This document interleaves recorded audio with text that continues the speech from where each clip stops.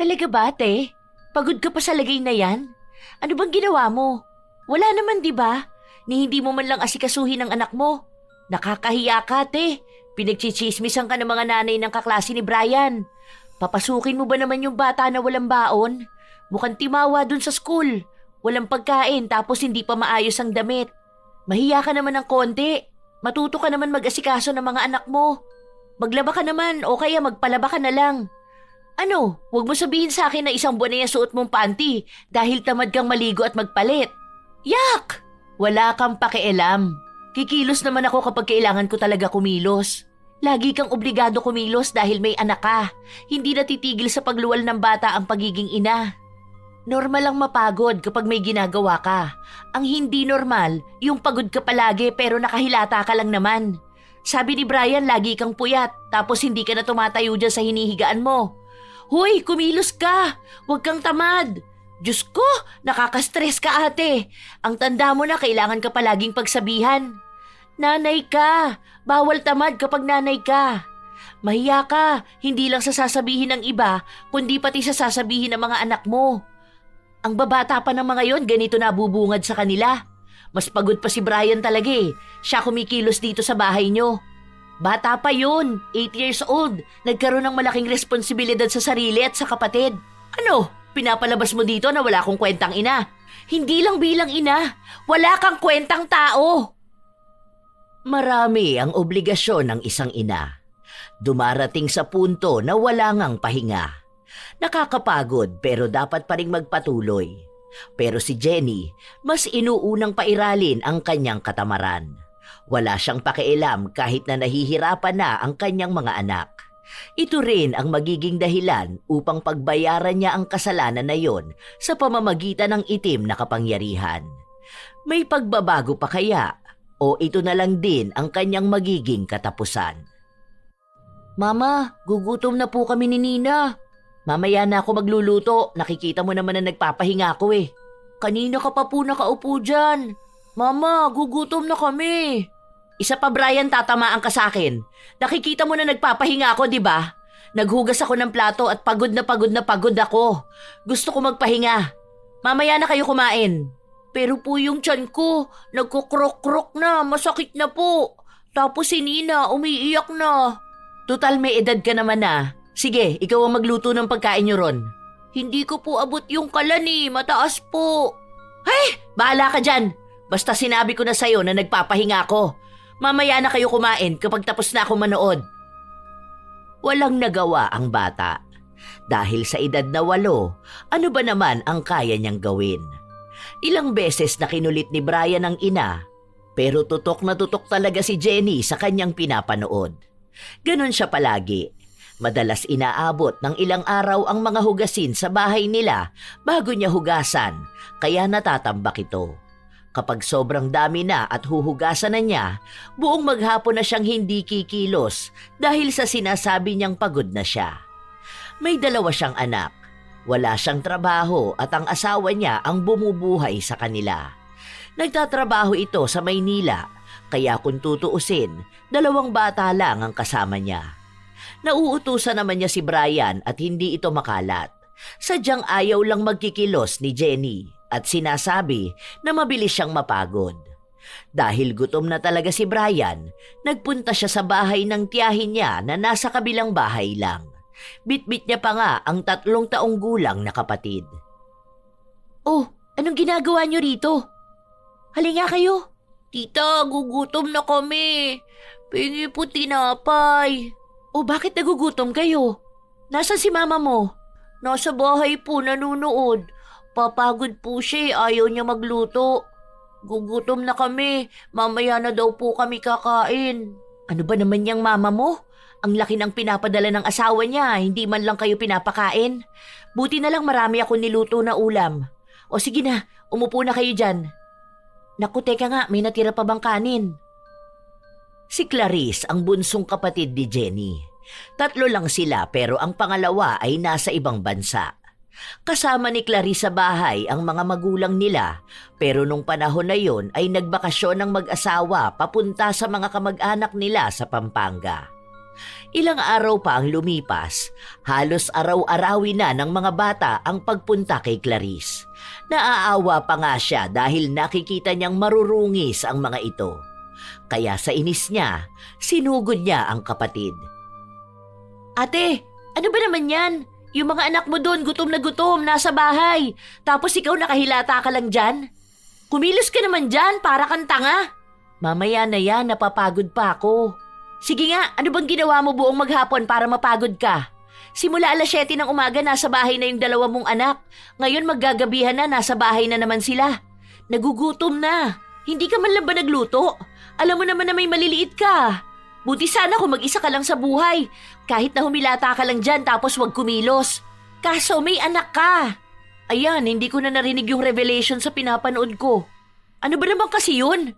Bakit ka ba nanghihimasok sa pamilya namin? Pwede bang wag mo akong pakialaman? Alam ko kung anong ginagawa ko rito sa bahay. Ay, wala pala akong karapatan manghimasok? Sa amin tumatakbo mga anak mo kapag gutom na gutom sila. Saka, tignan mo nga tong bahay mo. Hindi ka man lang ba maglilinis? Itong mesa mo nanggigitata na. Panay ka dyan higa tapos nood. Wala ka naman dyang napapala. Nagpapahinga nga yung tao, di ba? Wala bang karapatan na magpahinga, ha? Dapat ba kapag nanay ka tuloy-tuloy ang kilos? Napapagod din naman ako. Tao lang ako, oh. Wala naman nagsabi na huwag kang magpahinga. Ang sinasabi ko sa'yo, ate, maging responsable ka naman. Magluto ka at pakainin mo ang mga anak mo. 2 bata lang yan. Konting linis sa bahay kahit na hindi masyadong malinis na malinis dahil magugulo talaga ang mga bata. Pero hindi naman ganyan na maghapon kang nagpapahinga. Kumuha ka ng yaya kung hindi mo kaya mag-alaga ng mga anak mo. O sige, kukuha ko. Ikaw magpapasahod. Anak ko ba yan? Ikaw ang nagsuggest eh. Palibasa, wala ka pa kasing anak kaya hindi mo alam kung anong pakiramdam mapagod bilang isang ina. Yun na nga, wala pa akong anak at asawa pero ako naman yung responsable sa mga anak mo. Ako yung nagpapakain at nagpapaligo sa kanila. Yung bunso mo may halak. Aba, kapag yun nagkasakit sa baga dahil sa pagiging pabaya mong ina, ewan ko na lang talaga. Isumbong na lang kaya kita sa asawa mo, no? Alam niyang nagpapahinga ako. At siya na rin na nagsasabi na magpahinga ako. Kung nagpapahinga ka ngayon, anong nakakapagod na ginawa mo buong araw, ha? Nagsalin ako ng tubig para ilagay sa ref. Hindi ba valid na dahilan yun? Nagpapatawa ka ba? Para namang sobrang bigat nung ginawa mo na yun. Para yun lang hihilata ka na para magpahinga. Tapos yung mga anak mo nanggigitata.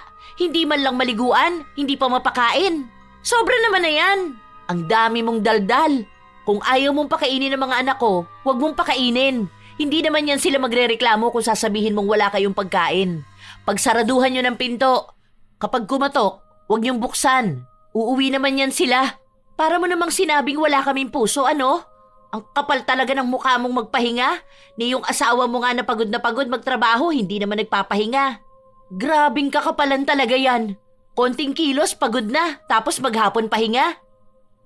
Nagpatuloy na magdaldal si Clarice sa kanyang ate pero walang pakialam si Jenny. Dahil pati pakikipagtalo sa kapatid ay kinatatamaran na rin niya. Ilang araw pa ang lumipas, walang pagbabago si Jenny. Minsan nagluluto siya para sa mga anak niya pero isang beses lang yon sa isang araw. Pinagkakasya na mula umaga hanggang gabi. May pagkakataon pang nakakain ng panis ang 2 niyang anak. Sumama ang tiyan nila pero wala siyang pakialam dahil nasa kalagitnaan na siya ng kasarapan sa panonood. Mama, tapos na po si Nina. Hugas na siya puwet. Mamaya na, tinatamad pa ako. Kanina pa po yung mamaya, mama. Huwag ka dyan magulo. Malaki ka na, hugasan mo na lang ng puwet ang kapatid mo. Huwag mo na akong guluhin dito. Di ako marunong, mama. Masakit din po tiyan ko. Aray ko, mama. Masakit po tiyan ko. Hindi pinansin ni Jenny ang mga anak niya. Halos 3 araw na nagsusuka at dumudumi ang 2 bata. Nasa bahay lang ang mga ito. Naging sobrang dugyot ng bahay dahil hindi man lang naglilinis si Jenny. Nanuyo na sa sahig ang suka at dumi ng mga bata. Pinupunasan niya lang ito ng basahan na hindi niya rin naman pinapalitan. Hanggang sa pumunta na sa bahay nila si Clarice, nag-aalala siya sa mga bata dahil ilang araw na nilang hindi nakikita sa labas. Ay, Diyos ko po! Ano ba namang itsura dito sa inyo, ate? Bumangon ka nga dyan! Yung mga anak mo doon halos mamatay na, nakahilata ka pa rin dyan! Tayo dyan! Ano na naman ba yun? Nakita mo nagpapahinga ang tao? Ang sakit ng ulo ko. Pagod ako kakaasikaso sa mga yan. Asikaso? Anong inasikaso mo dyan? Yung suot nila, yan pa yung suot nila nung pinaliguan ko sila. Mag-iisang linggo na nila yung suot. Tapos yung suka nila at yung mga dumi. Nakakadiri naman dito sa bahay nyo. Ay, kinikilabutan ako. Huwag mong pakialaman kung nandidiri ka. Tinatamad pa akong linisan eh. Ano, gusto mong lagi na lang akong pagod? Lagi ka naman talagang pagod kahit na wala ka namang ginagawa eh. Tingnan mo nga yung mga anak mo, sobrang payat. May sakit sila. Mamamatay talaga yan dito. Kung hindi ko pa tiningnan, hindi ko pa malalaman na ganito na kalagayan nila. Diyos ko po, dadaling ko na lang sila sa ospital. Mabuti na lang din at naagapan pa ang mga bata dahil kung hindi, baka walang buhay na itong naabutan ni Clarice sa bahay ng kanyang ate. Halos 3 araw na nasa ospital ang mga bata. Alam yun ang asawa ni Jenny. Kaya kay Clarice nagpapadala ng pera para may pang-asikaso sa mga bata. Kahit na nasa ospital ang mga anak ni Jenny, ni hindi man lang niya dinalaw. Ang katwiran niya, malayo at napapagod siya sa biyahe. Kaya galit na galit sa kanya ang kapatid niya. Gusto sanang kupkupin na lang ni Clarice ang mga bata pero magiging responsibilidad niya yon kung sakali at siya naman ang hindi makakapagsaya. Lalo na't bilang dalaga, marami siyang pinupuntahan na lugar kasama ang mga barkada niya. Kung mga magulang naman nila ang mag-aalaga, baka mahirapan sila dahil matatanda na ang mga ito at may sakit pa. Nung nakalabas na ang 2 bata sa ospital, sa bahay muna ni na Clarice nanuluyan hanggang sa gumaling sila. Tita, uuwi na po kami sa bahay. Wawa naman po si Mama, isa lang po siya. Huwag yun na lang muna intindihin ng mama nyo. Masaya yun na mag-isa lang siya. Saka panigurado kung hindi yun naglinis ng bahay nyo. Pinuntahan na doon ng lola nyo, inaaway na yun ngayon. Dapat kapag bumalik kayo doon, malinis na bahay nyo. Tita, tamad po si Mama? Sobrang napakatamad ng mama nyo. Huwag kayong gagaya sa kanya ha. Masama kasi ang maging tamad. Alam nyo ba na magagalit si Papa Jesus kapag tamad ang isang tao? Bakit po ba tamad si Mama? Napapagod daw siya palagi. Tapos nagugutom na kami tapos nakita ko siya. Naglalaro lang siya sa cellphone niya. Ganun talaga mga tamad. Pagkatapos niyang maglaro, pagod na siya. Tapos hindi na siya maglilinis. Pinagsabihan ko na nga eh. Mas matanda kasi sa akin kaya hindi nakikinig. Basta paglaki nyo, huwag kayong tamad ha. Kasi magkakasakit kayo. Ano po gagawin namin? Lilinis po ng bahay? Big boy na po ako. Naguhugas ako ng plato sa bahay. Ay, very good. Dapat matuto kayong kumilos sa bahay. Yung kaya nyo lang. Dahil tamad nga ang mama nyo. Kayo na lang muna ang maglilinis, ha? Huwag kayong kalat ng kalat doon. Si Nina makalat po. Nagbabato po siya ng mga laruan niya. Baby pa kasi yan. Ikaw ang kuya niya. Dapat ikaw na ang mag-aalaga sa kanya. Hindi na kasi maaasahan yung mama nyo. Kapag may kalat, pulutin mo tapos magwawalis ka ng bahay nyo, ha? Ang hindi mo lang gagawin dahil bata ka pa, yung magluluto dahil baka masunog ang bahay nyo. Sabi po ni Mama, luluto na po ako. Kasi malaki na ako tapos nagugutom na kami. Hindi pwede yun. Kinakausap na ni Lola nyo si Mama nyo. Kaya malamang malinis na yung bahay nyo ngayon. Ilang buwan na naman siyang pagod niyan. Namimiss ko na po si Mama ko, tita. Sige, baka bukas uuwi na kayo. Sana po masipag na si Mama, no? Kawawa po siya kapag lagi siyang inaaway po eh. Ayoko pong inaaway si Mama ko. Pero kasi po, tamad po siya kaya ganun eh. Tutulungan ko na lang po siya para hindi makalat sa bahay namin. Ayoko rin po na nag-aaway sila ni Papa. Nag-aaway ba sila ng Papa mo? Opo, kapag po nag-uusap sila ganyan sa cellphone, nagagalit sa kanya si Papa. Sinasabi sa kanya magluto po siya, maglinis po, ganun. Nag-aaway sila. Sabi pa nga po ni Papa maghihiwalay na raw po sila eh. Kukunin daw po kami ni Lola tapos aalis na kami sa malayo. Ayoko po nun, tita. Gusto ko po kasama si Mama. Sana po maging masipag na siya. Hindi na kumibo pa si Clarice dahil nagtuloy-tuloy ang daldal ng kanyang pamangkin. May utak na si Brian, kaya alam na nito ang mga nangyayari. Lalo na kapag naririnig niyang nagtatalo ang mga magulang niya. Naiintindihan na niya kung ano ang dahilan at ang mga pinagsasasabi nila. Kaya laging pinagsasabihan noon ni Clarice ang kapatid na huwag ipaparinig sa mga anak niya ang pakikipagtalo niya sa asawa niya dahil matatandaan ng mga bata ang mga salitang binibitawan nila. Hindi lang silang mag-asawa ang apektado noon, kundi ang mga anak din nila. Kinabukasan nga, malinis na ang bahay ni na Jenny. Hindi dahil naglinis siya kundi nagbayad ang mga magulang nila ng tao na maglilinis ng bahay. Para nga raw makauwi na ang mga bata. O ano, masaya ka na ba na naabutan mong malinis ang bahay? Alam mo, kumuha ka na talaga ng tagalinis dito. Kahit na 3 times a week lang siya maglilinis ng bahay nyo. O kaya yung kasambahay na arawan para masundan yung kilos ng mga anak mo. Para hindi natatambak yung kalat. Saka ikaw rin naman, maging responsable ka naman. Tingnan mo nga yung lamesa, may kalat na agad oh. Nakita mo na pala bakit hindi mo pa itapon, di ba? Pagod ako, tinatamad akong tumayo. Hindi ka man lang ba nahihiya sa mga sinasabi mo? Naririnig ng mga anak mo yung palagi kang tinatamad. Huy ate, matanda ka na. Hindi ka bata na palaging susundan ang kilos mo. Kung noon ganyan ka, huwag mong dalhin dito sa pamilya mo. Iba nung kasama ka namin sa bahay nung dalaga ka pa. May mga anak ka na. Gusto mo ba na habang lumalaki sila, yan yung nakikita nilang ginagawa ng nanay nila? Hay, ang daldal mo. Pagod nga ako. Dagdag ka pang problema sa akin eh. Dagdag bigat ka sa dibdib ko. Walang ibang pabigat sa buhay mo kundi sarili mo. Healthy ka naman, di ba? Pero anong ginagawa mo? Ginagawa mong baldado ang sarili mo. Panay ka dyan higa. Kaya ang bigat ng buhay mo kasi pabigat ka mismo. Hindi mo kasi alam kung gaano kahirap maging ina, kaya nagsasabi ka ng ganyan. Hindi ko alam pero alam ko kung gaano kahirap maging anak kung tamad ang ina. Noon ba, si mama, di ba masipag naman siya? Partida may trabaho pa siya noon tapos naaasikaso niya pa rin tayo. Lalo ka na, tapos hindi mo man lang yun nakita. Para yun na lang sana ang gayahin mo. Nasabi na rin sa akin ni Brian na makikipaghiwalay na sa'yo si Kuya Brando. Hayaan mo siya, hindi naman siya kawalan. Buti sana kung makahanap siya ng babae na mas angat sa akin, no? Sus, kahit naman ako asawa mo, iiwan kita. Magkaroon ba naman ako ng asawang hindi naman baldado pero hindi makakilos sa bahay? Mananawa talaga yun. Saka wag mo sabihin na kung makakahanap siya ng higit sa'yo. Aba, makakilala lang yun ng babaeng masipag at masinop sa bahay. Angat na yun sa'yo. Tapos kung tatanggapin yung 2 bata, aba, nako.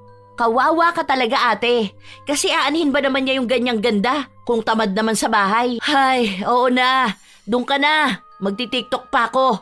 Panay ka thirst trap, paglilinis ng bahay ayaw gawin? Umalis na lang si Clarice sa sobrang inis na nararamdaman sa kanyang ate. Sa mga lumipas na araw, magulo na naman ang bahay nila. Hindi dahil sa mga bata, kundi dahil mismo kay Jenny. Nagwawalis at namumulot ng kalat si Brian. Siya na rin ang naghuhugas ng plato at nag-aalaga sa kapatid niya. Habang ang kanyang ina, nakatutok lang sa cellphone nito. Kung ano-ano ang pinapanood habang nakahilata lang sa sofa. Minsan naman, nasa loob lang ng kwarto habang nakabukas ang aircon. Pinapabayaan niya ang 2 bata. Kapag kakain na, kina Clarice sila nagpupunta at doon sila nakikikain. Isang gabi, hindi pa rin bumabangon si Jenny sa sofa. Panay pa rin siya noon noong nilapitan siya ng anak. Mama, tapos ka na po magpahinga? O bakit? Ano na naman kailangan mo? Magluto na po kayo. Nagugutom na po kami. Bakit ba hindi kayo pinakain ni Tita Clarice nyo? Dapat nagsabi kayo kay lola nyo. Ayoko po, nahihiya kami. Hindi naman po namin yun bahay. Dito po ang bahay namin. Saka sabi po ni Papa, wag daw po kami lagi hihingi sa ibang tao. Sus, wag niyong pakinggan ng Papa nyo. Kung nagugutom na ba kayo hindi pa ba kayo hihingi ng pagkain sa ibang tao? Saka tita nyo naman yun, tapos andun ang lolo't lola nyo. Pero dito po ang bahay namin, hindi pa po kasi ako marunong magluto O sige, tuturuan kita para alam mo kung paano magluto. Pagod ako ngayon, kailangan ko ng pahinga. Bukas na lang. Pero nagugutom na po ako, Mama. pumunta ka kay tita mo. Hingi ka ng pagkain, dali na. Ayoko po. Nagpahinga ka naman na po, di ba? Mula po umaga hanggang gabi nakahiga lang po kayo. Hindi pa yon ang pahinga. Kulang pa yon. Sige na, bukas na lang kita tuturuan magluto. Para kapag nagugutom kayo, magluluto ka na lang. Para hindi laging pagod si mama mag-asikaso sa inyo. Hingi ka na ng pagkain kay tita mo. Nahihiya na ang bata. Madilim na ang paligid tapos lalabas pa siya para manghingi ng pagkain sa tiyahin nila. Pinakain na lang ni Clarice ang dalawang bata. Tapos nun, nanghingi pa si Brian ng pagkain para daw sa mama niya. Hayaan mo na lang magutom ang mama mo. Kung kayo nga hinahayaan na lang niyang magutom eh. Kaso kawawa naman po si mama kapag nagutom po siya. Masakit po yun sa tiyan. Kapag talaga tamad, hinahayaan na lang magutom yun. Nung unang panahon nga kapag tamad ka, hindi ka makakakain ng tinapay eh. Tapos ngayon, gusto niyang pagsilbihan pa siya? Ay nako, hayaan niyo siya. Sige na po tita. Bukas po ako naman po magluluto sa bahay. Ano ba naman yan? Kabata-bata mo pa, may responsibilidad ka na agad na ganyan? Hindi ako magbibigay sa mama mo. Hindi ako madamot na tao, pero hindi ko bibigyan ng pagkain ng taong tamad, kahit na kapatid ko pa siya. Sige na, umuwi na kayo. Dahan-dahan lang dyan sa daan at madilim na. Pagka-uwi ng magkapatid, antok na si Nina. Kaya pinatulog na ito ni Brian.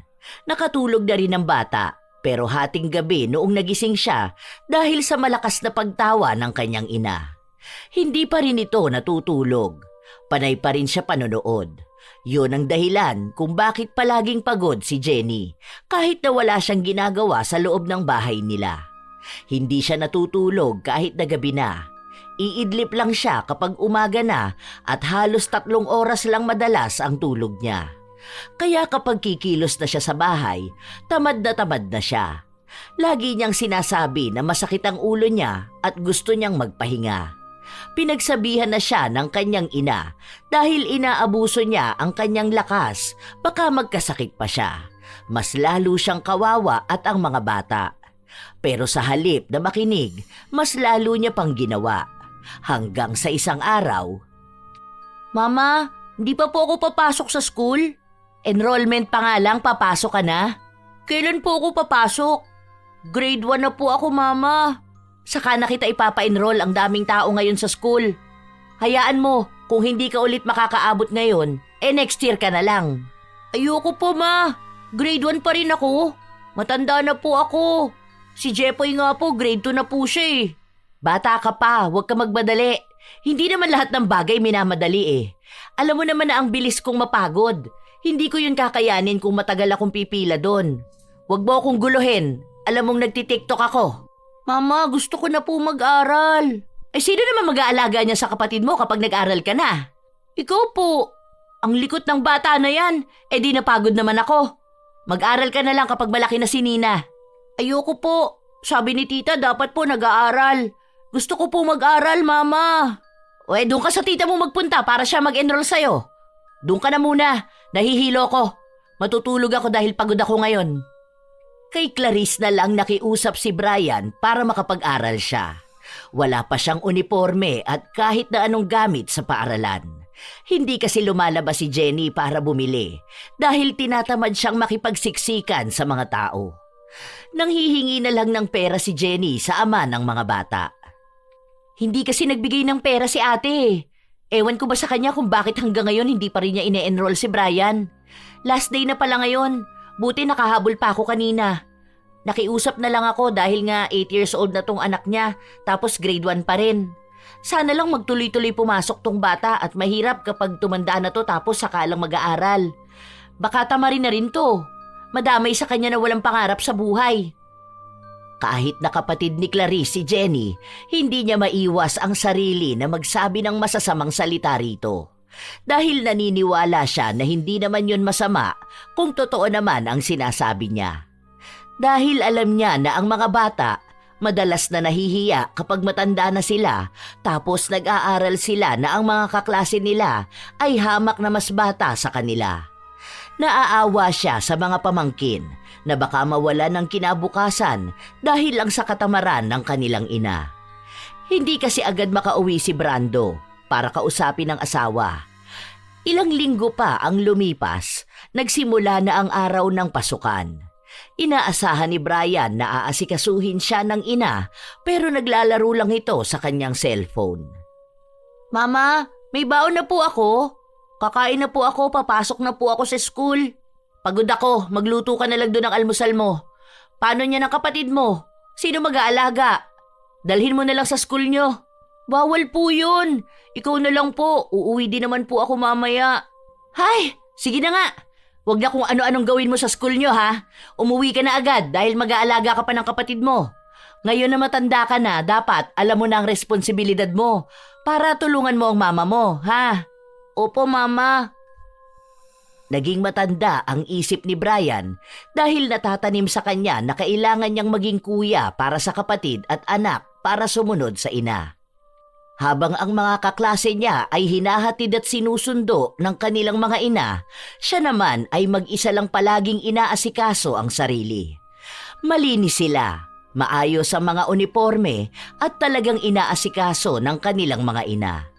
Sa totoo lang, bata pa lang si Brian pero may inggit na siya sa ibang bata. Kaedad man niya o mas matanda sa kanya, laging kasama ang mga ina nila. Habang siya, kahit sa loob ng bahay nila, para bang wala siyang ina. Isang hapon, umuwi siya. Iyak ng iyak ang kanyang kapatid. Mama, gutom na po ata si Nina. Sakto naman umuwi ka na rin. O sige na, magsaing ka na doon. Tapos magluto ka ng itlog. Ilaga mo na lang tapos kumain na kayo. Ako naman, bili mo na lang ako ng ulam doon sa karinderya. Bilisan mo, kanina pa ako nagugutom. Bakit po hindi kayo kumain kanina? Kawawa naman po si Nina.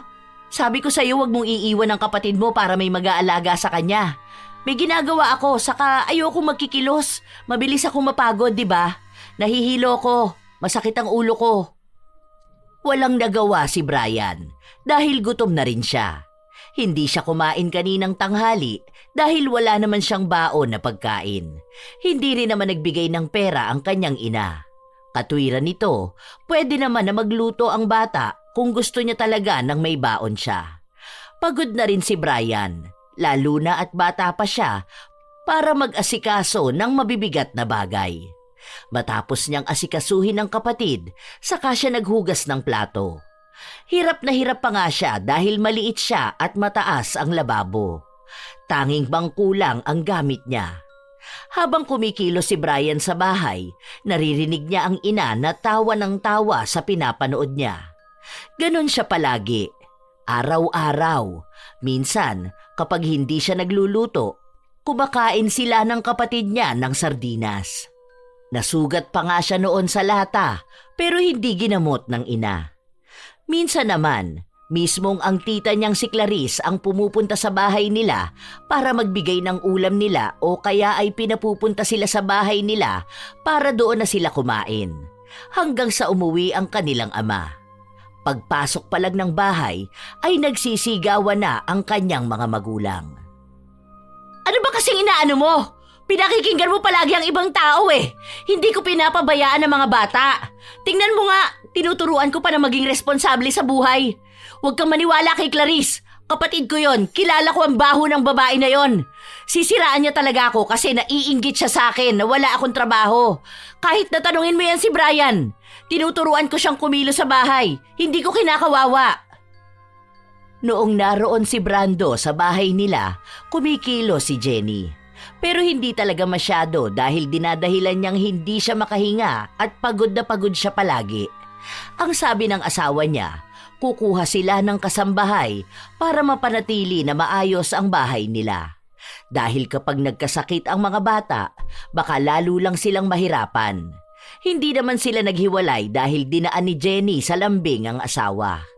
Alam niya na kapag naghiwalay sila, mawawalan siya ng sustento. Nagbanta kasi ang asawa niya na kukunin na rin niya ang mga bata. Isang linggo lang doon si Brando. Kailangan niyang bumalik sa Maynila para sa trabaho nila. Nung umalis ito, balik na naman sa paghilata si Jenny. Si Brian naman at ang kapatid niya bumisita sa bahay ng tita Clarice nila. Wala ka bang assignment? Bakit nasa galaan ka? Meron po, pero sa school ko na lang po gagawin. At bakit sa school? Dito mo gawin yan. Kaya nga homework dahil sa bahay gagawin. Maglilinis pa po ako sa bahay. Grabe, ikaw na nag-aalaga sa kapatid mo tapos ikaw pa naglilinis ng bahay nyo? Sa edad mong yan, parang masyadong sinagad ng nanay mo ang utak mo para maging matured. Oo, gets ko na dapat sa ganyang edad tinuturuan na sa bahay. Pero hindi yung ganito kabigat na responsibilidad. Ano ba naman yung mama mo? Naiinis na ako. Hindi naman po siya makikinig, tita. Huwag ka na po magagalit kasi po ikaw lang po talaga mahihirapan. Sige na, gawin mo na homework mo. Ako na muna dito kay Nina. Kita mo ang dusing ng bata na to. Paliliguan ko na muna. Buti na lang andito yung iba niyang damit. Halata naman sa mga anak ni Jenny na tamad siya dahil sa itsura nila. Isang beses pa, noong pumasok si Brian, may isang ina pa na nagtanong kung wala raw bang magulang si Brian dahil ang suot niyang uniforme ay nangingitim na tapos gusot-gusot pa. Si Brian kasi ang naglaban nun. Hindi niya rin masyadong nakusot dahil hindi naman siya marunong maglaba. Kaya sinuot na lang niyang basta nung natuyo na. Pati itsura niya, buhok niya, bag niya, wala rin siyang kain nung pumasok sa paaralan. Mabuti na lang at may mababait na ina na nagpakain sa kanya. Nagtatanong pa kung anong ginagawa ng nanay niya. Bakit hindi siya inaasikaso? Hindi na lang niya sinasabi sa iba dahil natatakot siya na baka mahusgahan ang ina. Isang hapon, umuwi siya na kung ano ang pwesto ng ina noong umalis siya, ganun din niya naabutan nung bumalik siya. Tutok na tutok sa cellphone. Mama, bukas po kuhanan ng card namin. Punta ka raw po sa school, sabi ni teacher. Sa last grading na lang ako kukuha ng card mo. Okay na yan. Meeting pa, pampatagal lang yun. Ayoko nga lumabas dahil nakakatamad. Pero kailangan niyo po magpunta. Kakausapin daw po kayo Hay, pabayaan mo yung teacher mo. Inaantok na ako. Dahil sinabi ng guro niya na kailangan talaga na may magulang sa bigayan ng card, ang tita niya na lang ang naisip niyang papuntahin. May trabaho nun si Clarice pero sinabi niyang pupunta siya. Tinupad niya naman yun. Pero nagulat siya matapos makita ang itsura ng pamangkin. Ay, ano ba naman yung suot mo, Brian? Nangingitim na yung sakwelyo mo. Sinabi ng isang babae na akala niya ay siya ang nanay ni Brian. Pagsasabihan niya sana ito na mabuti pa siya, maayos ang itsura, habang ang anak niya araw-araw pumapasok na para bang basura ang suot na uniforme. Hindi ba to nilalaban ng mama mo? Ako po naglalaban nito. Yari sa akin si ate mamaya pag uwi. Naiinis ako. Kaya pala gustong makausap ng guro ang ina ni Brian dahil nga sa itsura nito at sa lagi itong walang baon sa paaralan. Minsan pa raw nahihilo si Brian kaya nagbabaon na lang ang guro ng dagdag na pagkain. Naaawa kasi siya sa bata. Nag-aaral ito pero walang laman ang tiyan. Matalino naman sana si Brian, pero nawawala ang utak niya kapag gutom siya. Kaya mababa ang grado na nakukuha niya. Sa ganong mga naririnig ni Clarice, mas lalo siyang nanggagalaiti sa kanyang ate. Kaya pag uwi nila, pinapunta niya muna si Brian at Nina sa bahay nila para sina Clarice at Jenny lang talaga ang magkaharap. Ayaw kasi ni Clarice na makarinig ng hindi maganda si Brian. Bakit ba? Ano ba problema mo, ha? Alam mong nanonood yung tao. Ngayon na nga lang ako makakapagpahinga pag sasabihan mo pa ako. Ikaw kaya rito sa bahay. Ewan ko kung di ka mapagod. Talaga ba, te? Pagod ka pa sa lagay na yan? Ano bang ginawa mo? Wala naman, di ba? Ni hindi mo man lang asikasuhin ang anak mo. Nakakahiya ka, te. Pinagchichismisan ka ng mga nanay ng kaklase ni Brian. Papasukin mo ba naman yung bata na walang baon?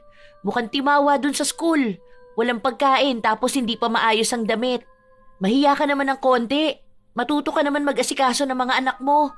Maglaba ka naman o kaya magpalaba ka na lang. Ano, huwag mo sabihin sa akin na isang buwan na yung suot mong panty dahil tamad kang maligo at magpalit. Yak! Wala kang pakialam. Kikilos naman ako kapag kailangan ko talaga kumilos. Lagi kang obligado kumilos dahil may anak ka. Hindi natitigil sa pagluwal ng bata ang pagiging ina. Normal lang mapagod kapag may ginagawa ka.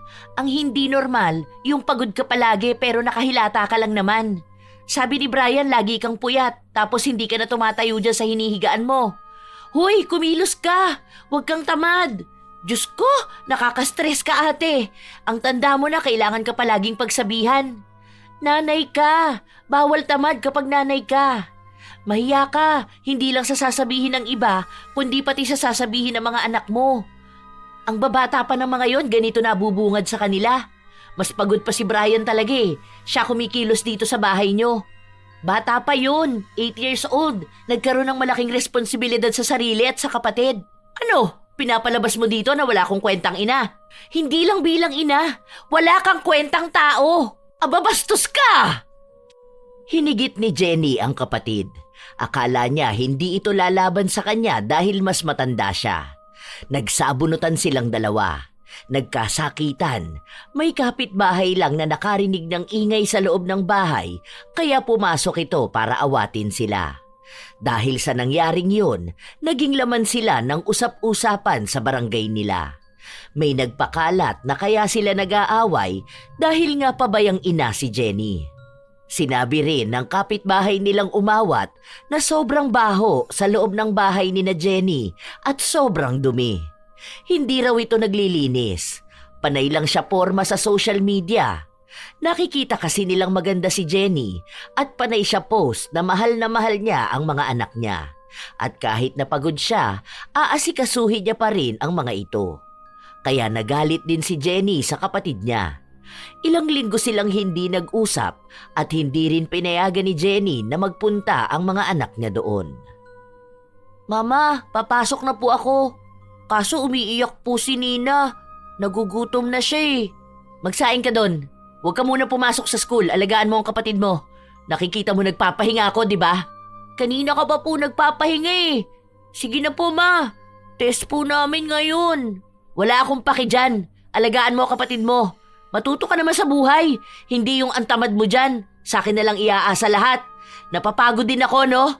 Tao naman ako, may karapatan magpahinga, di ba? Huwag ka na muna mag-aral. Tulungan mo ako dito sa gawaing bahay. Hindi po pwede, ma. Mag-grade 2 na po ako eh. Ayoko po huminto. Papasok po ako. Dalhin mo ang kapatid mo sa school para dun mo alagaan. Gusto kong matulog. Masakit ang ulo ko at katawan ko. Pagod ako ngayong araw. Kasi simula pa lang naman ang araw. Kagigising niya lang din sa halos 15 oras niyang tulog. Wala pa siyang ginagawa kaya wala pang dapat na ikapagod. Binitbit ni Brian ang kapatid pero dinala niya ito sa mga lola niya. Wala si Clarice dahil nasa trabaho na ito. Nakiusap na lang ang bata dahil babalikan na lang niya ang kapatid kapag tapos na siyang mag-aral. Sa awa ng kanyang lola, pinakain muna siya at pinabauna ng pagkain. Yun lang ang unang pagkakataon na may pagkain si Brian na papasok. Gusto ng lola niya na doon na sila tumira pero hirap nga silang mag-alaga. Isa pa, ang sabi ni Clarice kapag inalagaan nila ang mga bata, ang swerte naman daw ni Jenny dahil wala na siyang ibang gagawin kundi ang humilata, kumain at matulog. Dapat bilang siya ang ina, alagaan niya ang mga anak niya. Kung ganun lang din naman daw, dapat ay sa kanila na mapunta ang sahod ni Brando para sila ang bibili ng pagkain ng mga bata. Hindi rin sila mahaharap ni Clarice dahil may trabaho siya. Ilang linggo ang lumipas, natapos na rin ang pasukan. Nasa bahay na naman si Brian at nag-aasikaso sa kanila. Mama, luto ka pagkain. Nahihilo ako eh. May lagnat ako. Manghingi kayo doon kay lola nyo. Pagod ako. Saglit lang naman po yun, ma. Nahihilo na ako eh. Gusto ko na matulog. Napapagod ako. Para yun lang ang ginawa mo, napagod ka na? Ang tamad mo naman. Hindi pwedeng lumaki kang ganyan. Huwag mo kapalan ang mukha mo. Magluto ka doon kung nagugutom ka. May hotdog dyan. Tunay na nahihilo si Brian. Pagod na pagod siya buong araw. Ang dami niyang hinugasan na plato. Naglinis siya ng bahay, nag-alaga ng kapatid, tapos naglaba pa. Nag-igib din siya dahil naputulan sila ng tubig dahil nga hindi naharap ni Jenny ang pagbabayad. Tanging kuryente lang ang binayaran nito. Ang sabi niya, napagod siyang magbayad kaya isinantabi na lang niya ang isa pa. Sa dami ng ginawa ni Brian, nabigla ang katawan niya. 8 taong gulang lang siya, kaya hindi niya kaya ang sunod-sunod at mabibigat na gawain. Habang ang nanay niya ay pagod na kahit na wala pa naman itong ibang ginagawa. Habang nagpapainit ng mantika si Brian, binabalatan naman na niya ang hotdog. Hirap na hirap pa nga siya nung una dahil magkadikit ang 2 hotdog na nagyayelo pa. Nung ilapag niya ang hotdog sa mainit na mantika, nagtalsikan ang mantika kaya nataranta siya sa takot. Hindi sinasadya na matabig niya ang kawali at mahulog siya sa upuan. Bumuhos sa braso niya ang mantika. Ah! Mama! Ma! Ma, ang sakit! Ah, Mama! Wala siyang narinig na kahit na anong tugon mula sa ina. Malakas kasi ang pinapanood nito. Nakahiga lang ang bata. Hindi niya alam kung kaya niya pang tumayo dahil nanunuot sa balat niya ang sakit. Umiyak lang siya ng umiyak. Kapitbahay nila ang nakarinig at ito pa ang tumulong. Saka lang tumayo si Jenny nung isinugod na sa ospital ang anak niya. Pero kahit na nasa ospital sila, tamad na tamad niyang kinakausap ang doktor. Para din siyang kuba na nakaupo habang hinihintay ang paggamot sa paso ng kanyang anak. Nagpunta doon si Clarice dahil alam niyang hindi aasikasuhin ni Jenny ang anak. Buti naman nandito ka na. Ikaw na muna dito ha. Uuwi na ako. Grabe, nakakapagod ang biyahe. Ang sakit ng katawan ko. Nagpunta ako hindi para pauwiin ka. Hindi ka uuwi, dito ka lang. Ikaw ang magbantay sa anak mo. Ikaw ang gumawa ng mga utos ng doktor. Ikaw yung bumili ng gamot at pagkain. Hindi mo pwedeng ipaako sa akin ang responsibilidad mo sa anak mo. Ikaw rin ang may kasalanan kaya siya nasa ospital eh. Kung hindi ka ba naman kasi tanga, alam mo ang bata niyan tapos ang gagawin mo, siya ang paglulutuin mo ng pagkain niya? Hotdog lang naman yon. Saka 8 years old na yan, magna-9 na nga yan next month eh. Bakit? Hindi ba pwedeng alamin na niya kung paano kumilos sa bahay? Kaya nga ako nag-anak para may mauutusan ako. Walang problema kung uutusan mo yan eh. Yung malaki na siya. Ang bata pa niyan. Sana ang inutos mo dyan yung kaya niya. Katulad ng paglilinis ng bahay nyo. Sa pagbabantay nga ng bata, medyo tagilid na pag-uutos na yon. Kasi kung tutuusin sa ginagawa niya, para na rin siya nagpapalaki ng anak. Isa pa, nagkaroon ka ng anak hindi para magsilang ng alipin mo. Matuto ka muna magsilbi sa anak mo bago mo sila utusan. Dahil ayoko silang maging tamad. Ayaw mo maging kasing tamad mo? Wala ka na naman sa hulog eh. Wala ka sa lugar makipag-away. Ikaw nga wala sa lugar ang pagiging tamad mong buwisit ka. Alam mo, makakaganti rin ako sa'yo. Para sa mga bata. Kung pwede lang kitang sabunutan dito ngayon, nako, kaso nakakahiya dahil nasa ospital tayo. Pero sinasabi ko sa'yo ha, kapag talaga ako na puno sa'yo, ubos yung buhok mo, kakahila ko sa'yo. Uuwi na ako. Tutali, inaaway mo naman ako, di ba? Hindi ka bata ate. Nag-aaway tayo dahil may dahilan. Hindi ka aalis dito. Dito ka lang. Wala naman sa ospital ang anak mo kung naging responsable ka lang sanang ina. Dito ka. Asikasuhin mo siya. Gustong-gusto nang umuwi ni Jenny pero hindi siya makauwi dahil ang daming pinabibili sa kanya ng doktor. Ang daming pinapakuha sa kanya. Pabalik-balik. Baba at taas. Minsan pinapalabas pa siya. Kung saan-saan na siya nag-iikot sa ospital. Inis na inis siya dahil napapagod na siya sa kalalakad. Minsan, yung pinupuntahan niya ay pila pa. Si Clarice na nga ang inuutusan niya pero hindi ito pumapayag. Sinasabi sa kanya na siya ang mag-asikaso sa anak niya. Gayahin niya yung ibang ina na hindi naman nagrereklamo dahil ang mahalaga sa kanila ay gumaling ang kanilang anak. Kaya ang ginawa na lang ni Jenny ay tumakas siya at umuwi. Pagkahiga niya, tinawagan agad siya ng kapatid. Ayusin mo na lang yan para makauwi na rin kayo. Ang sakit na ng paa ko. Ang sakit na rin ng balakang ko. Wala na ako ibang ginawa kundi ang maglakad. Nakakapagod ah. Akala nyo yata kayo lang ang may karapatang mapagod eh. Anak mo tong inaasikaso mo rito? Sasabihin mo sa akin na pagod ka? Paano kung wala ako rito? Ano, uuwi mag-isa ang anak mo? Ano ba naman yan, te? Bumalik ka na rito, asikasuhin mo to. Uuwi na ako dahil inaantok din ako.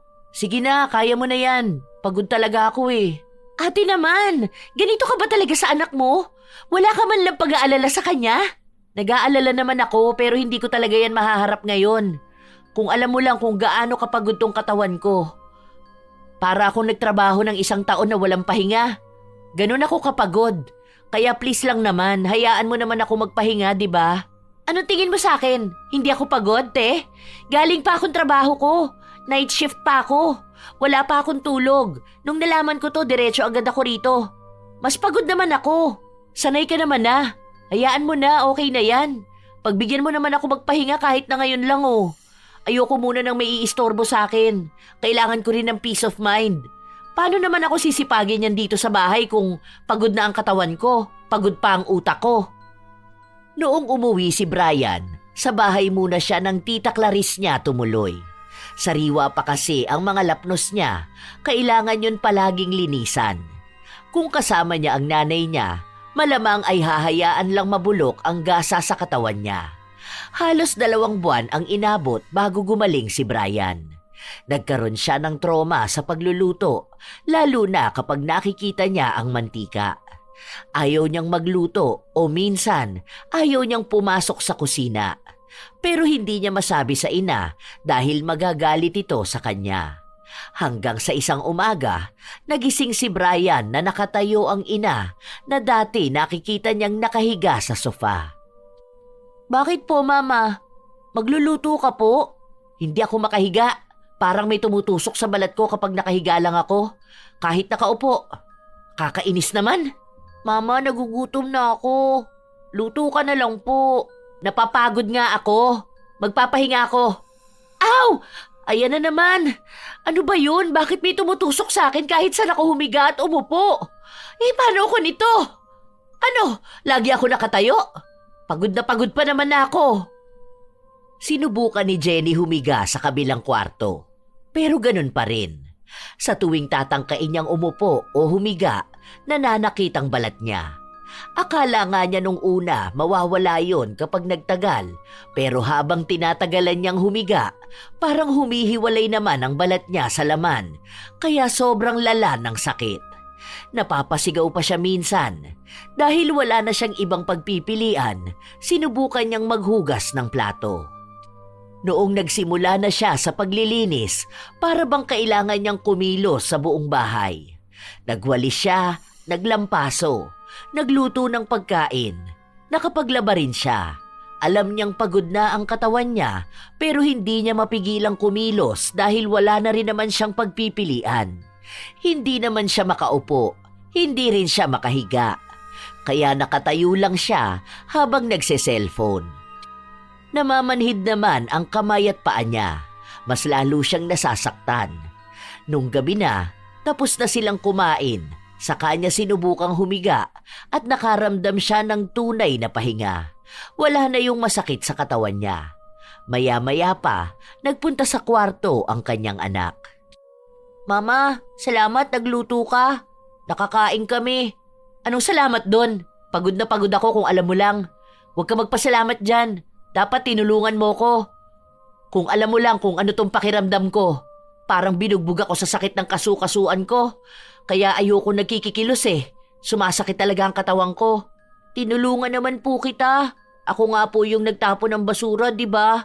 Saka pinaliguan ko rin po si Nina. Tapos pinatulog ko siya. Inayos ko po yung mga gamit dito sa bahay. Napagod din po ako. Matulog ka na. Maglalaro pa ako. Hindi ako makapaglaro kanina eh. Nakakainis na pakiramdam yun.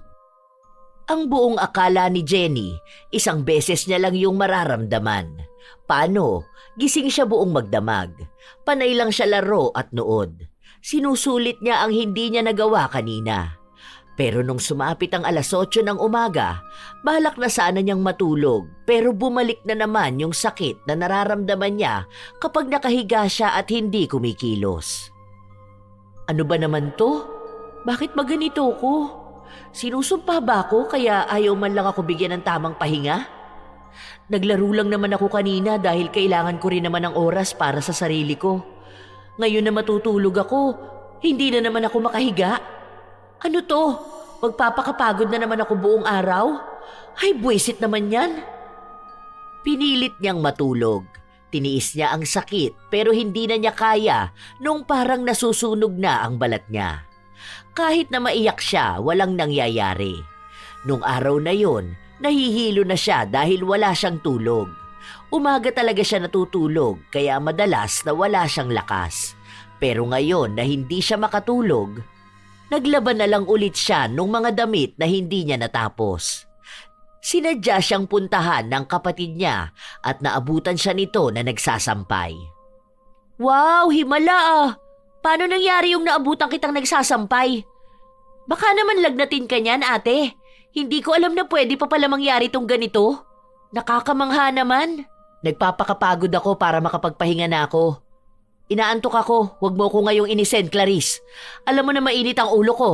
Siguro naman kahit na sinong pagod, mainitin ang ulo, di ba? Umuwi ka na sa bahay mo, wag ngayon. Utang na loob na lang, Clarice. Hindi naman kita iinisin. Sasabihin ko lang na na-enroll ko na si Brian. Grade 2 na ang anak mo. Buti na lang mabait yun at determinado talaga siyang makapag-aral. Masipag. Halatang hindi nagmana sa'yo. Yung uniform niya, ayan. Ayusin mo naman yung paglalaba. Hindi pa natatanggal yung mga dumi sa kwelyo. Bilhan mo yan ng bagong uniform, ha? Ay, hindi na pala. Ako na lang magsasabi kay Kuya Brando para uniform na mismo ipadala niya rito. Baka mamaya wala na namang paglagyan ng pera nyo. Andun sa pagbili mo sa mga nilalaro mong online games. Ibibili mo na naman yan sa ML. Okay na yan, inaantok na talaga ako. Kanina pa ako hikab ng hikab, no? Yung mata ko nga napipikit na eh. Eh bakit kasi hindi ka natutulog? May masakit nga sa akin kapag humihiga ako. Tingin mo ba makakatulog ako nun? Paano ako makakapagpahinga nun kung nasasaktan ako tapos yung utak ko gusto kong patayuin para magtrabaho? Ah, buti naman yung sakit mo na yon binigyan ka ng pagkakataon para kumilos dito sa bahay nyo. Sana hindi na gumaling yung sakit na yon. Ay, siguro kapag natuto ka ng maging responsable sa bahay nyo, no? Ikaw lang talaga ang natutuwa kapag may masakit sa akin. Hindi ako natutuwa sa sakit mo. Ang sinasabi ko, natutuwa ako dahil alam mo na ngayon kung paano kikilos dito sa bahay nyo. Masaya ka na ba na pagod ako maghapon? Na dapat lang naman. Sa tagal mo ba naman nagpahinga? Sapat lang na makaramdam ka naman ng pagod ngayon. Grabe na ba na yan kung tumanda ka na't lahat-lahat, wala ka pa rin silbi sa bahay nyo? Nung baby pa mga anak mo, sina mama nag-alaga dyan. Huwag mo naman naiasa buong buhay ng mga bata sa mga kamag-anak mo. Hindi ko naman inaasa, di ba? Pinapaalaga ko lang naman. Nakikisuyo ako dahil mabilis akong mapagod. Hindi ka mabilis mapagod. Iniisip mo lang yon kaya ka napapagod. Wala ka pa nga ginagawa, napapagod ka na. Ibig sabihin lang kasi nun, kung ano yung iniisip ng utak mo, yun mismo ang nararamdaman ng katawan mo. Ang dami mong paniniwala dyan. Tumabi ka nga, lalo ako napapagod kapag kausap kita. Pero okay na rin yan. Hindi na lang iniisip mo na napapagod ka. Ginagawa na talaga ng katawan mong pagurin ka. Masasanay ka rin yan. Paano kasi, simula bata ka, hindi ka pinapakilos ni na mama. Buti nga sa'yo, alam mo na ngayon paano kikilos. Nanay ka na, karamihan pa naman sa mga nanay pagod sa kaalaga sa mga anak nila. Ayan, para naman may makita ang mga anak mo na mabuti sa'yo. Baka paglaki nila tapos nag-usap tungkol sa mga nanay. Ang ikukwento ng mga anak mo, yung nanay nila nakahilata lang palagi tapos pinapabayaan sila. Nakakahiya naman yun. Walang maipagmamalaki ang mga bata. Umirap lang si Jenny. Buong araw siyang nagkikilos. Huwag lang niyang maramdaman ang sakit ng katawan kapag hindi siya gumagalaw. Halos 1 linggo na gano'n ang ginagawa niya. Nakakaramdam siya ng pagod, pero kapag pagod na siya, doon naman nawawala yung sakit niya. Nakakapagpahinga siya, pero may parte na sa sarili niyang natatakot siyang matagal na mapahinga. Dahil baka bigla na namang umatake ang hindi niya maipaliwanag na sakit. Naaasikaso na niya ang sarili niya, ang bahay nila, lalo na ang mga anak niya. May mga pagkain na ang mga bata, kaya hindi na sila mukhang kawawa na pupunta sa bahay ng tita nila. Mama, sana lagi ka pong ganito. Yung masipag ka po. Kaya mo naman po pala eh. Kumain ka na nga lang dyan. Ang dami mong sinasabi. Baka kapag ako nainis na naman dyan sa'yo, hahayaan kitang walang makain buong araw. Napapagod ka na po, Mama. Pahinga ka na po, ako na lang po maghuhugas ng plato. Hindi na, ako na. Sagutan mo na lang ang assignment mo. Maglilinis lang ako dito sa kusina tapos matutulog na ako. Grabe yung pagod ko ngayong araw na to.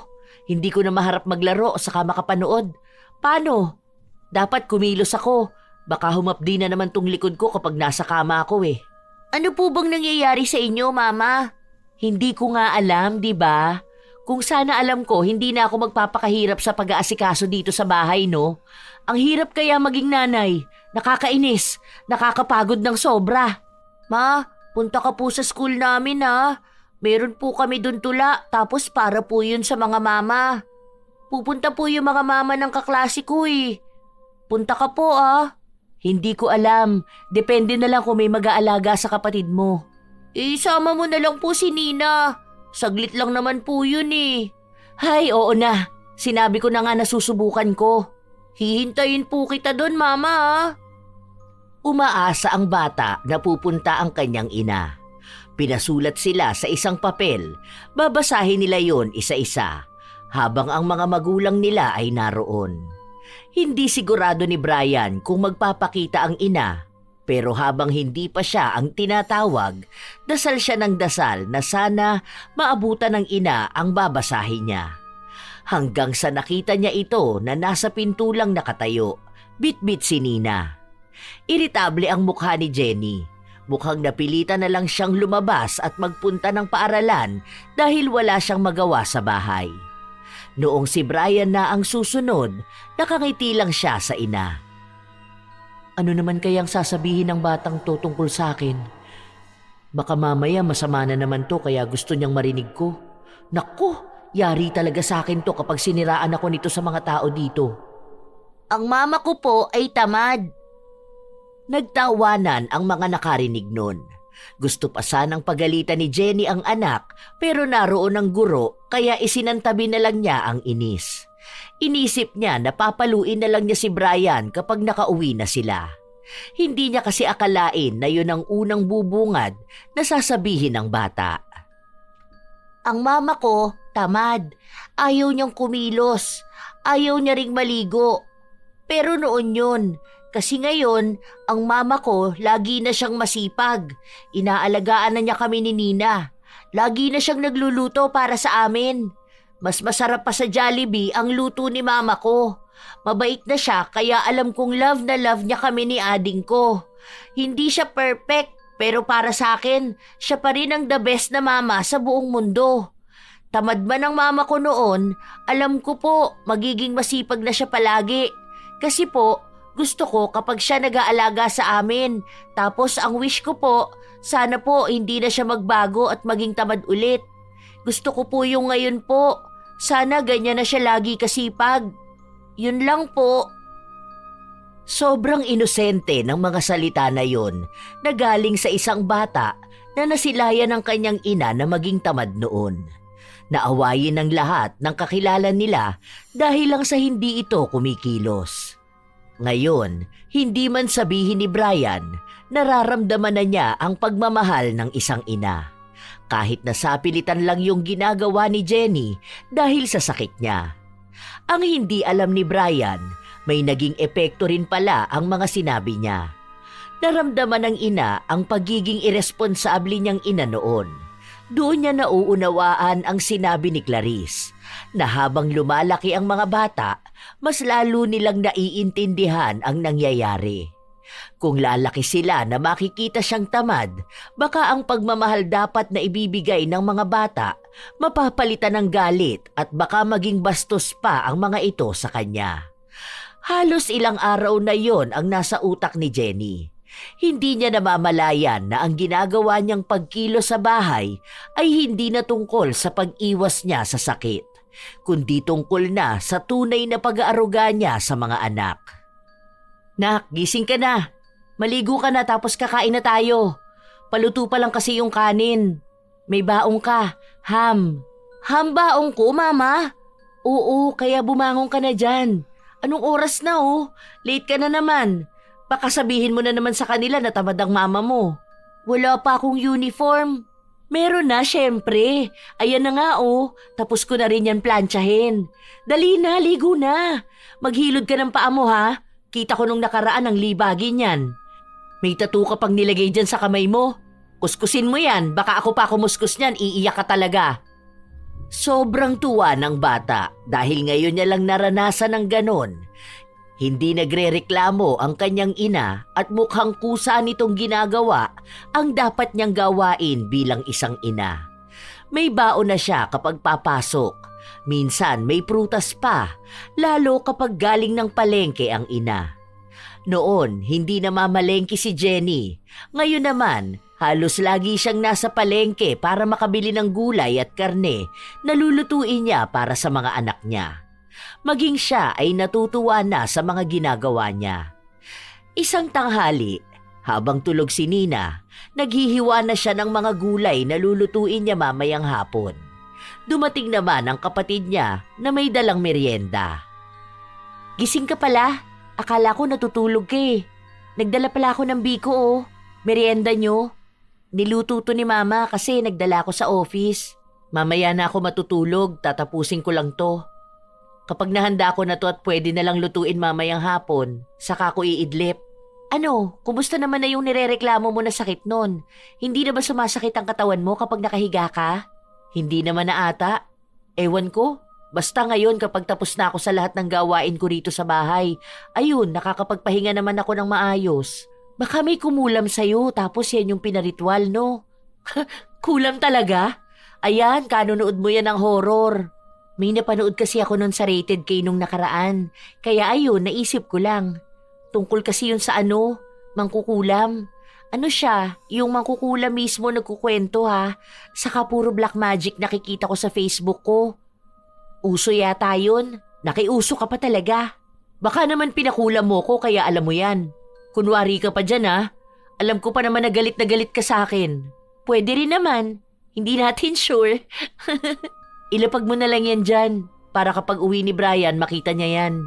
Congrats te ah. Isa ka na talagang tunay na ina. Hindi yung naging ina ka lang dahil sa nanganak ka. Iwas na ako sa pagiging titang ina. Medyo natauhan din naman ako dun sa mga pinagsasasabi niyo sa akin. Saka nung una kasi, feeling ko ang bigat ng katawan ko kapag kikilos ako. Kaya ang ginagawa ko, hindi na lang ako kikilos. Gusto ko yung palagi na lang ako nakahiga. Tapos matutulog na lang ako, ganun. Kaso nung may kakaiba akong sakit, nung pinakulam mo ko, uy, hindi ako yun ah. Wala akong kinalaman dyan sa kulam na yan. Pero simula nga nung nasasaktan ako kapag nakahiga ako, ayun, napilitan na lang ako magkikilos. Okay naman pala kapag nasanay. May mga pagkakataon lang talaga na tamad ako. Pero masaya naman pala magkikilos, lalo na kumpara din sa mga anak ko. Napapabaunan mo na si Brian, no? Hindi na siya mukhang timawa sa school nila tapos hihingi ng pagkain sa mga kaklase niya. Minsan yung mga magulang dun yung nagpapakain sa kanya. Tapos noon, ang kawawa pa ng suot niyang uniform. Okay na, nakaplansya na palagi ang uniform niya. Tapos bumili pa ako ng extra. Para kung sakali, may pamalit siya ng uniform. Baka hindi mo agad malaban, ganun. Nilalagyan ko na rin ng pulbos tapos panyo sa likod. Alam mo naman mga bata, madalas gusto magpapawis. Natutuwa talaga ako. Halatang malaki na yung naging improvement mo. Kitang-kita ko na gusto mo na tong ginagawa mo. Bumabawi lang ako sa mga bata. Ang tagal kong pinakita sa kanila na parang wala akong pakialam sa kanila eh. Salamat din pala sa inyo ni na mama ha. Kayo yung nag-alaga sa mga anak ko nung panahong tamad na tamad akong kumilos. Okay lang yun. Basta wag mo na uulitin yun ha. Oo naman. Baka ipakulam mo na naman ako. Hoy, hindi talaga ako yun no. Pero at least, di ba? Tama lang yung ginawa niya sa'yo. Kung ako rin naman, ipapakulam talaga kita. Buti na lang wala akong kilala.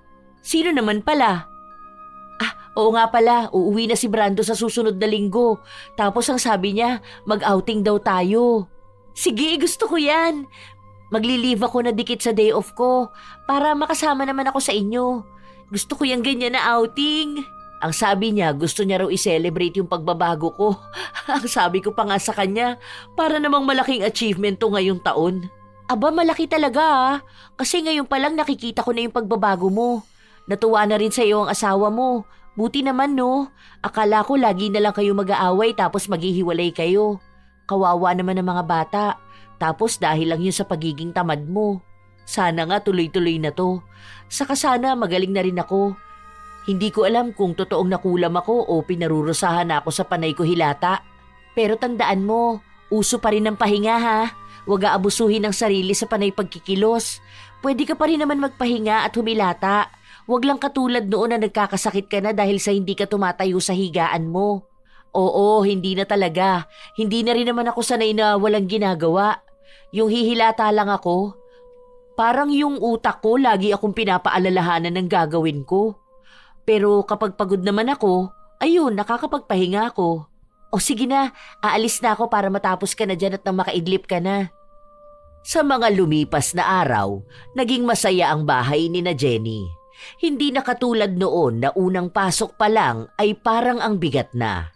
Dahil nga wala siyang ibang ginawa kundi ang humiga at mapagod kahit na wala pa naman siyang ibang ginagawa.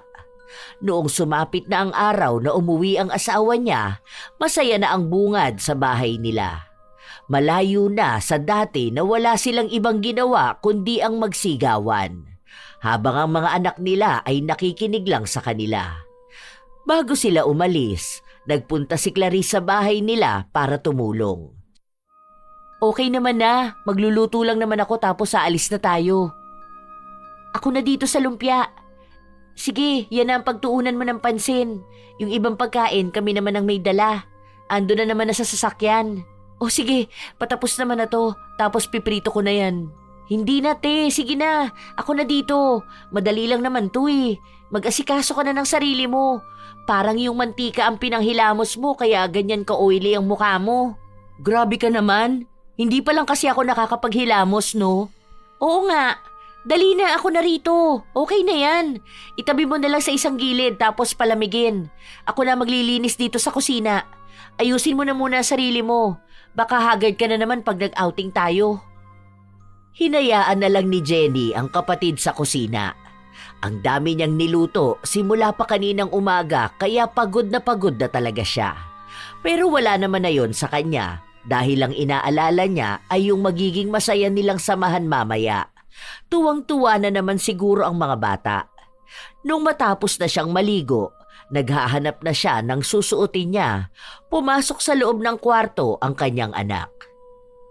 Oh, bakit? Akala ko naman nasa sasakyan ka na. Sige na, punta ka na doon. Tapos naman na kami magluto, aalis na tayo.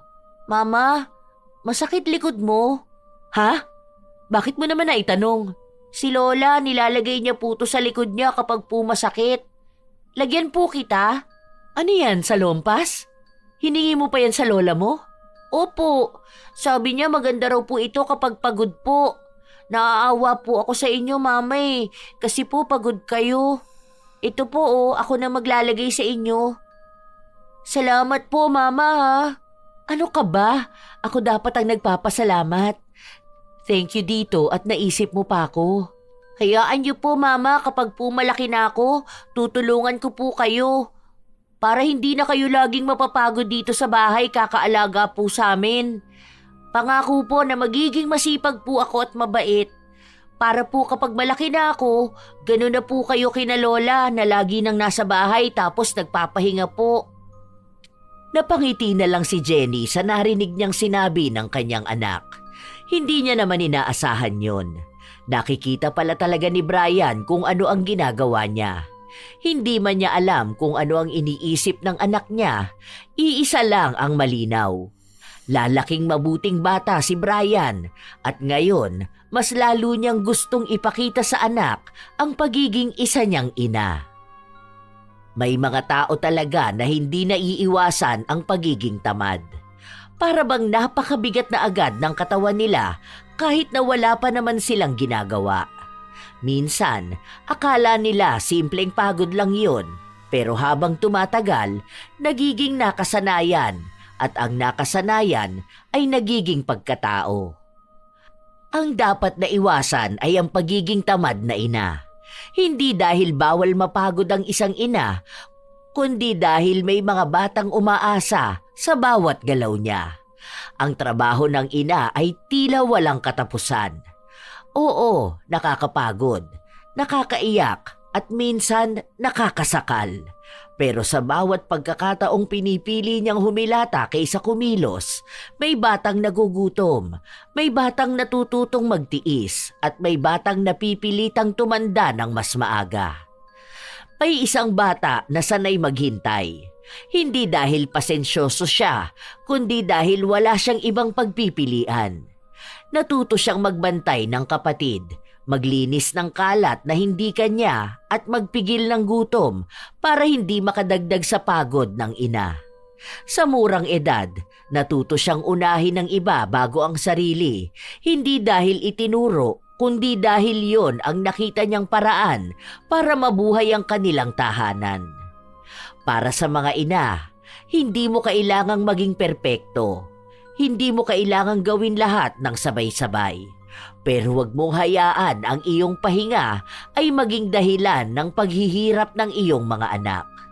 Dahil darating ang araw na sila ay lalaking marunong magtiis, pero maaaring hindi na marunong humingi ng kalinga. Ang tunay na pahinga ng isang ina ay nagmumula hindi sa pag-iwas sa responsibilidad, kundi sa kaalamang ginawa niya ang makakaya niya para sa mga anak niya. Sapagkat ang katamaran ay maaaring pansamantalang magpahinga sa katawan, ngunit pang matagalang sugat sa puso ng kanyang mga anak. Isa ka mang ina o hindi, naway maiwasan natin ang pagiging tamad, mga apo. Wala namang masama na magpahinga kapag pagod ka na. Pero wag mong hayaang mapagod ka sa puro pagpapahinga. Dahil marami ring pagkakataon sa buhay mo ang nasasayang. Kayo ba, mga apo? Nakakilala na ba kayo ng tamad na ina? Ano naman ang inyong opinyon ukol sa ating bagong kwento? Naway naghati dito ng magandang aral sa inyo. Ito ang inyong Lola Telang at maraming salamat sa palagi ninyong pakikinig, mga apo.